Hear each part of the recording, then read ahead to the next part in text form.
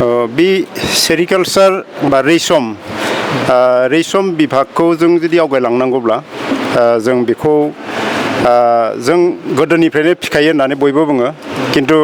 ट्रेडिशनेलनिफ्राय scientifically जों convert जानांगोन आरो जों दा बेहाय एम्फौ फिनो थाखाय बिलाइ नांगौ बिलाइखौ सिस्टेमेटिक हिसाबै डिपार्टमेन्टआ जेरै जों गाइड होयो बेबायदिनो नोङो दंफांखौ गायनांगोन हमना लादो नोङो खारं दंफां गायदो इन्दि बेगरफोरखौ नोङो बिदिनो लाइन लाइन गायना होदो बिनिफ्राय नोङो थासिमला गायदो थिग बेबायदि गासिबो बिलाइफोरखौ जुदि सिस्टेमेटिक गायोब्ला बेबायदि गायनानैनो नोङो गासिबो समफ्राव जोङो माबोरै बिलाइखौ मोननो हायो बे माबाया केलकुलेसना नोंनाव बेहायनो जायो आरोखि बिनि उनावहाय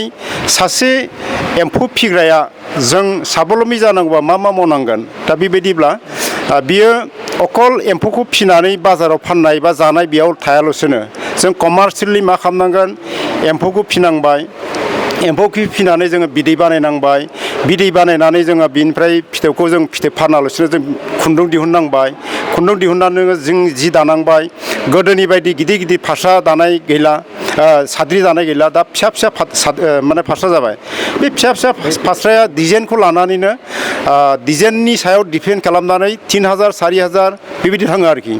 जे सेरसे एम्फौ फिथोबनिफ्रायनो नोङो खुन्दुं दिहुननायनिफ्राय जि दानायनिफ्राय जुदि 9-10 हाजार टाका मोननो हायोब्ला बेसेबां डेभेलप जानो हायो आरो सासे एम्फौ फिग्राया बिदिनो गासिबो फुलि केन्द्रआवबो थांनो हायो बे नार्सारियाव गासिबजोंबो बिदिखौ जों मावलाङोब्ला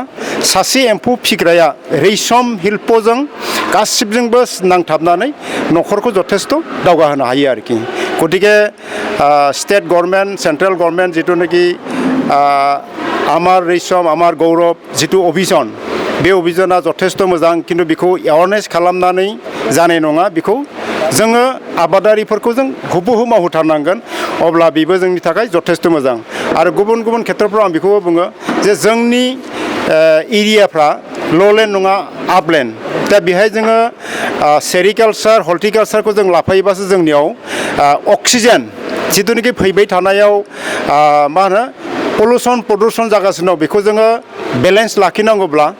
सेरिकालचार जथेस्थ' मावनांगोन हर्टिकालचार जथेस्थ' मावनांगोन अब्लासो जोंनियाव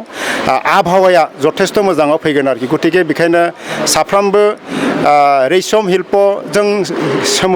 सोमोन्दो थानाय आबादारिफ्रा जों गोनोखोआरि आदबजों जों फैयोब्लानो जोंनि न'खरखौ जथेस्थ' सोदांनो हायो आरोखि दा बेखिनियानो आरोखि थेंक इउ